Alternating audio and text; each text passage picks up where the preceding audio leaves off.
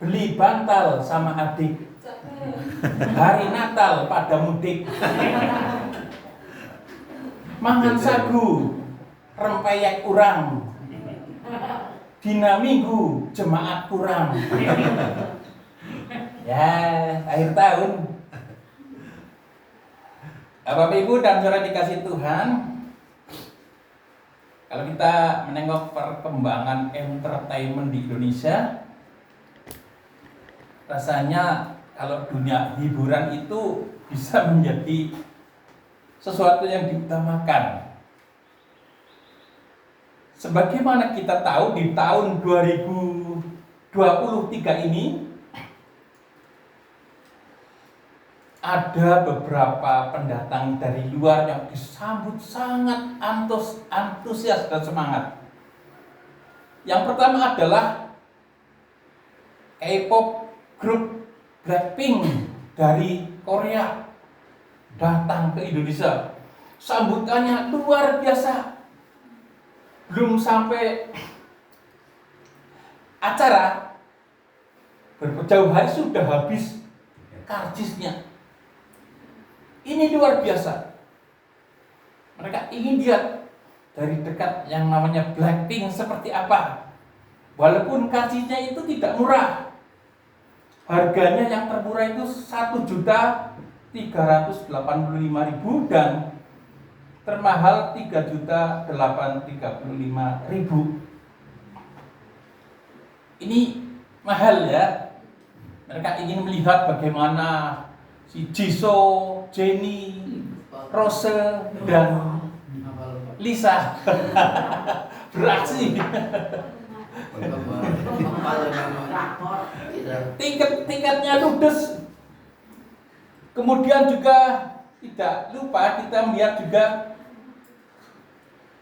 grup band dari Inggris, Coldplay ya. Coldplay manggung di Indonesia tanggal Mei tahun 23 ya, tahun ini Mei, di Gelora Bung Karno, di mana vokalisnya Chris Martin sanggup membuat dan memukul, menghipnotis orang-orang Indonesia.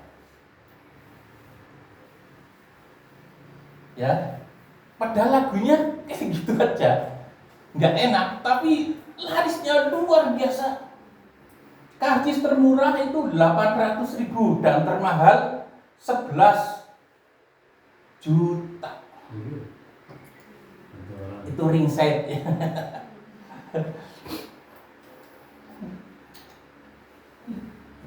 Catch you the sky, full of stars. Lari-lari gitu. Cuma gitu. Sanggup menyihir anak-anak muda, bahkan orang tua di Indonesia. Mereka berduyun-duyun datang ke GBK untuk melihat pertunjukan itu. Dan jangan lupa pula, tidak hanya musik, tapi juga tim sepak bola Argentina datang bulan Juni. Karisnya juga ludes, termurah 600.000 dan termahal 4.1/4 pada datang. Pokoknya mereka pengen nonton, nggak peduli uang utang atau 1 bulan dihabiskan atau pinjaman online. Ini sungguh-sungguh terjadi. Betapa antusiasnya menyambut grup band dari luar negeri maupun tim sepak bola Argentina, walaupun Messi tidak datang. Bapak Ibu dan saudara dikasih Tuhan, kita juga tidak boleh lupa kalau besok adalah tanggal 25, hari Natal, hari lahirnya Kristus Yesus, atau tepatnya hari penjelmaan Tuhan Yesus, hari inkarnasinya Tuhan Yesus. Allah jadi manusia. Tapi keyakinan sebelah belinya manusia jadi Allah. Salah. Allah yang jadi manusia itu pun disaksikan oleh malaikat yang berbicara. Bapak Ibu, bagaimana respon kita menyambut Natal besok? Apakah sama juga sesemangat, seantusias pertunjukan luar negeri itu? Bayangkan, yang datang ini Kristus, Juru Selamat, Sang Immanuel, penebus dosa, datang ke dunia ini. Bagaimana sambutan Anda? Apakah sesemangat itu? Kalau ini dimasukkan sebagai pertanyaan pilihan ganda atau multiple choice, bagaimana sambutan Anda? A. Sangat sukacita. B. Semangat. C. Senang. D. Biasa saja. Atau E. Bingung karena tanggal tua. Semangat banget, sukacita banget, atau biasa saja.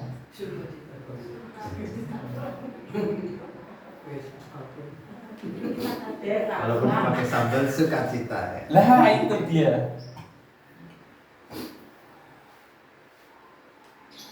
Gimana ini? Padahal itu Tuhan sudah datang menyelamatkan itu secara gratis, nggak usah bayar, nggak perlu 5 waktu dengan berbagai sanksi dan poin-poinnya. Bayangkan kalau keyakinan sebelah untuk sebuah keselamatan saja, mereka harus melalui rukun Islam ya. Ada naik haji, berapa ongkosnya? Kalau sepasang suami istri bisa sampai di atas 100 juta ya. Kalau single 50 juta. Enggak boleh Pak, 90 sekarang. Ya itu yang fit. Sampai 100 haji. Oh yang murah itu Pak. Nah, itu mahal banget. Murah sekarang. Murah yang plus Turki. Belum kalau kurban. Sapi kambing harganya berapa sih? Mahal untuk sebuah keselamatan, walaupun itu absurd, semu. Belum yang lain ya. Tapi yang gratis kok pada kurang antusias ya. Bapak Ibu dan saudara yang dikasih Tuhan, di Alkitab ada seorang tua, umurnya 112 tahun. Tetapi menyambut Tuhan Yesus yang lahir sangat semangat, sangat sukacita menyambut kedatangan Kristus. Bahkan ketika sudah berhadapan dengan Tuhan, dia berkata, saya rela mati sudah ketemu Tuhan Yesus. Kira-kira siapa sih? Saya ingat nggak? Orang tua. Kira-kira umurnya menurut tradisi itu 112 tahun. Bartolomeus Pak. Bukan. Simeon. Simeon. Itu Simeon, betul. Simeon. Ya Simeon, ini disinyalir sebagai seorang imam. Ya, mari kita akan membaca Lukas 2 ayat 25 sampai 32. Lukas 2 ayat 25 sampai 32. Lukas 2 ayat 25 sampai 32. Saya akan membaca angka ganjil dan saudara angka genap. Sudah ketemu semua, kita akan baca. Adalah di Yerusalem seorang bernama Simeon. Ia seorang yang benar dan saleh yang menantikan penghiburan bagi Israel. Roh Kudus ada di atasnya. Dan kepadanya telah dinyatakan oleh Roh Kudus bahwa ia tidak akan mati sebelum ia melihat Mesias, yaitu Dia yang diurapi Tuhan. Ia datang ke Bait Allah oleh Roh Kudus ketika Yesus anak itu dibawa masuk oleh orang tuanya untuk melakukan kepadanya apa yang ditentukan hukum Taurat. sambil memuji Allah, katanya, Sekarang Tuhan, biarkanlah hamba-Mu ini pergi dalam damai sejahtera sesuai dengan firman-Mu. sebab mataku telah melihat keselamatan yang daripada-Mu, Yang telah Engkau sediakan di hadapan segala bangsa. yaitu terang yang menjadi kenyataan bagi bangsa-bangsa lain dan menjadi kemuliaan bagi umat-Mu Israel. Amin. Demikian firman Tuhan. Nah, kita akan berbicara atau belajar tentang seorang tokoh bernama Simeon. Simeon di sini adalah sebagai seorang imam ya. Atau bahkan ada pandangan dia seorang biasa saja. Tapi di dalam Alkitab itu ada paling tidak ada 4 nama Simeon. Simeon yang pertama itu anaknya Yakub. Ruben, Simeon, Lewi, Yehuda, dan Naftali, Gad, Aser, Isakar, Sebulon, Yusuf, dan Binyamin. Dina itulah anak terakhir. Dina itu adiknya Mas Bin. Lah itu ya. Jadi Simeon itu anaknya Yakub. Yang kedua Simeon itu jemaat di Antioquia. Yang ketiga Simeon itu saudara Yesus. Ya, ada Yoses seperti itu. Dan yang keempat Simeon ini di sini adalah seorang imam. Ya. Nah, bagaimana sikap cara Simeon menyambut Kristus? Yang pertama, hidup benar. Jadi Simeon ini menyambut Kristus punya karakter hidupnya benar. Kalau kita lihat di sini ayat 25, hidup benar itu hidup yang seturut dengan firman Tuhan atau firman Allah. Di sini bisa disamakan dengan berintegritas. Nah, karena hidup benar, Roh Kudus berkenan untuk hinggap bersemayam dan berada di atas Simeon. Bapak Ibu dan saudara dikasih Tuhan, ini perjanjian lama atau baru?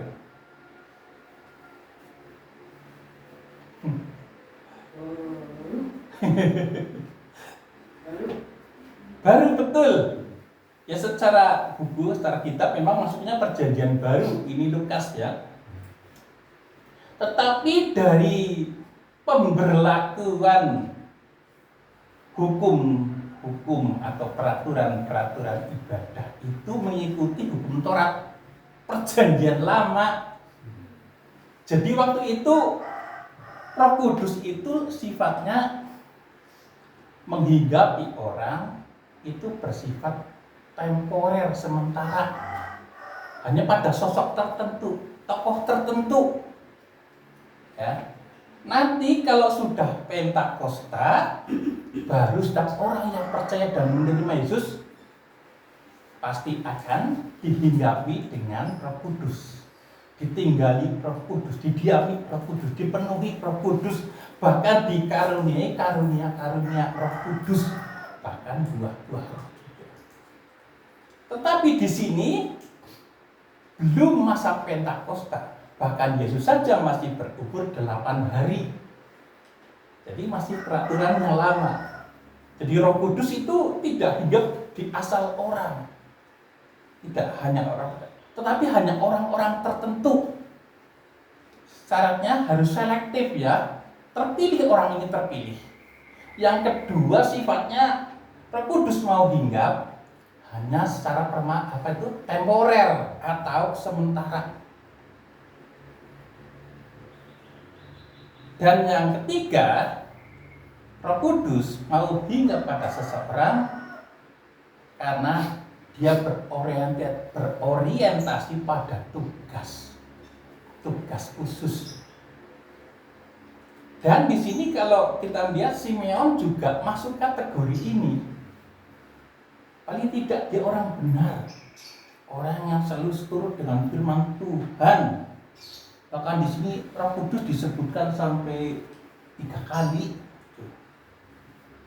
Berarti ya benar-benar berkenan atas kehidupan Simeon.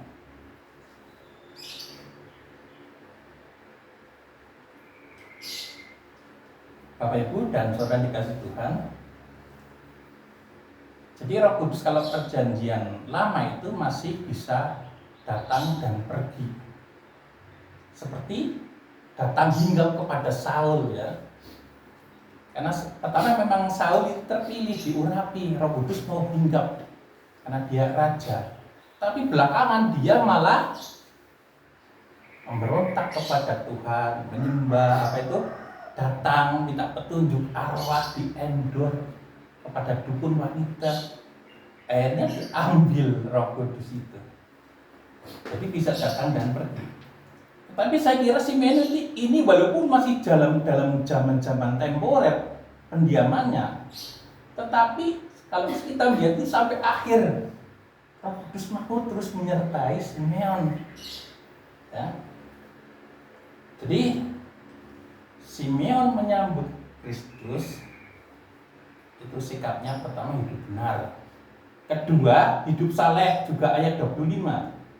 Saleh itu melakukan disiplin rohani seperti berdoa, baca Alkitab, memuji Tuhan, lalu mendengarkan firman Tuhan, memuji, pokoknya hal-hal yang bersifat syahdu. Itu adalah disiplin rohani sebagai tanda kesalehan. Bapak Ibu, bagaimana dengan kita? Apakah kita juga hidup saleh?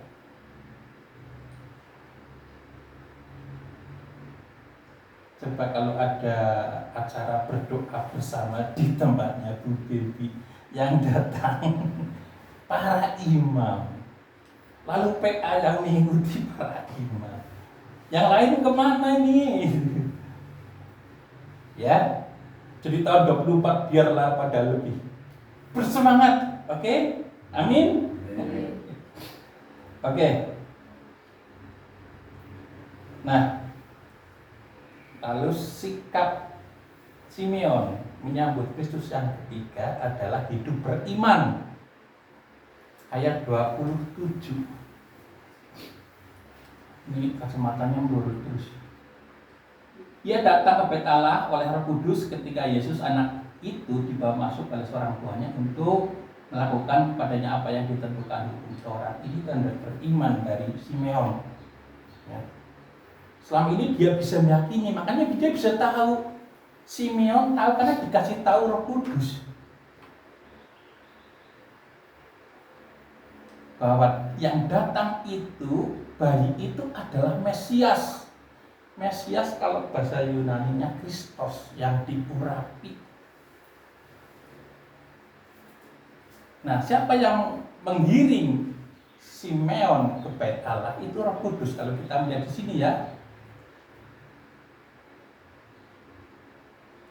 ia datang ke Bait Allah oleh Roh Kudus ketika Yesus anak itu dibawa masuk oleh orang tuanya untuk melakukan kepadanya apa yang ditentukan hukum Taurat. Nah, ketika sudah melihat bayi itu, lalu bayi itu diserahkan ke siapa? Simeon selaku imam, lalu dia membopong. Rasanya sudah sangat sukacita luar biasa. Ini Mesias masih kecil. Dia penyelamat tidak hanya Israel, tapi seluruh dunia. Kok bisa tahu seluruh dunia juga? Itu karena dikasih tahu Roh Kudus ini, si Simeon ya. Sekarang Tuhan, biarkanlah hamba-Mu ini pergi dalam damai sejahtera sesuai dengan firman-Mu. Ini perkataan ini menunjuk pada kematian. Dia ikhlas hanya sekarang dipundut atau diambil Tuhan, sukacita. Ikhlas banget, sudah ketemu Yesus.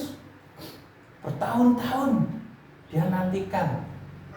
pengharapan datangnya seorang pembebas, seorang penyelamat, seorang yang melepaskan dari penjajahan, tapi penjajahan dosa. Sementara orang-orang lain menganggap itu sebagai penjajahan militer, kolonialisme. Itu salah ya. Karena Yesus datang itu bukan raja pemimpin perang atau pemimpin revolusioner, tapi dia adalah raja damai. Oke. Ini luar biasa. Cuma lihat bayi aja sudah, yang high class saja mati sudah lah. Tahu banget itu. Padahal ini cita-cita loh, betul. Misalnya kita cita-citamu apa? Jadi dokter. Setelah jadi dokter apa? Saya ikhlas lah kalau mati. Ya enggak, itu malah pengen hidup terus. Kita jadi polisi, dia pengen hidup terus. Tapi ini cita-cita kepengen ketemu Mesias, malah dia rela kalau mati. Ini sungguh luar biasa ya. Berlawanan dengan konsep kita manusia. Sebab mataku telah melihat keselamatan yang daripadamu.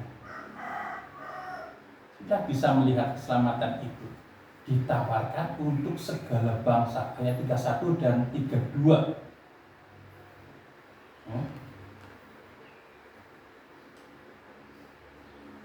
Luar biasa ini ya.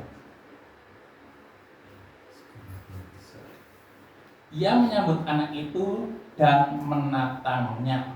Menatang atau menantang? Kalau menatang apa artinya? Gendong. Bopong ya. Tapi ada kudamnya apa enggak? Enggak perlu ya, karena Yesus itu juga kudam bersama, enggak usah dikudam. Tangting tung ting tangting tung, anak lanang pinter dewek, kesuget tidak di jenderal. Tangting tung ting tang, itu enggak usah ya. Dia mau jawab, Pak. Oke. Jadi ternyata ujung-ujungnya, endingnya ini bukan sebuah cita-cita yang luar biasa. Bagi orang dunia, apa sih artinya ketemu cuma pengen mati, ketemu dia cuma mati, ya malah anti klimaks, malah menurun. Tuhan tidak melihat endingnya, Tuhan tidak melihat hasilnya, yang dilihat adalah prosesnya. Umur 112 mengiring Tuhan dengan telaten terus, siang malam berdoa, berpuasa seperti hanya di sini ya, juga doa puasa. Itulah yang dinilai itu. Prosesnya mengiring Tuhannya dinilai. Betapa dia tekun, betapa dia berkenan kepadaku, kata Tuhan. Ujungnya udah nggak usah dipikirkan. Kalau di dunia, tapi di surga dia masuk surga. Karena tidak ada Roh Kudus yang mendampingi. Dan sebagaimana kita tahu, Roh Kudus itu adalah panjar ya. Bapak Ibu, sudah ada Roh Kudus belum? Amin. Amin. Amin. Tandanya apa? Sukacita. Sukacita. Terus punya karunia. Siapa yang punya karunia? Menyanyi. Karunia mengajar. Berarti nggak benar. Karunia penyembuhan. Karunia bernubuat. Ada lah. Kalau udah percaya Yesus, nggak kurang satu. Satu itu ada. Sebetulnya kalau diberi kesempatan, dia ada juga banyak yang bisa mengajar semua. Termasuk Mbak Gini juga bisa berkhotbah, saya dengar ya. Iya, Cucu juga bisa membawakan firman juga, semua bisa mengajar. Cuma perlu dipoles, dilatih lagi. Bapak Ibu dan pada dikasih Tuhan.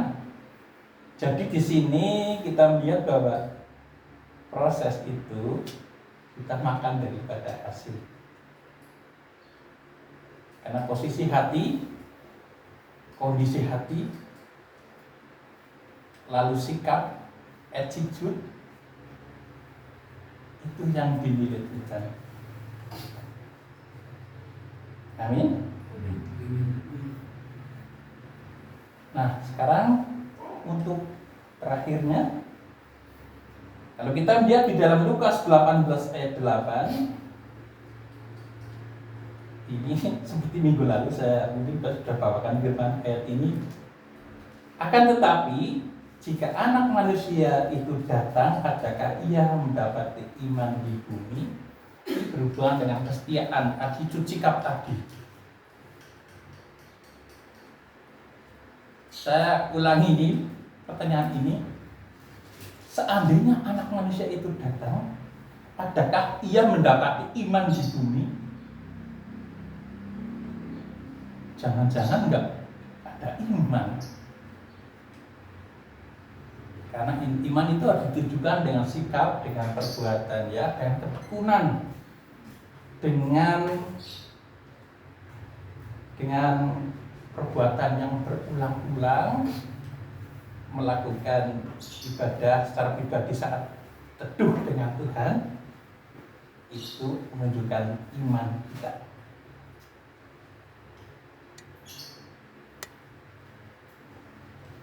Demikian firman Tuhan. Sampai di sini dan kita akan menutup dalam doa.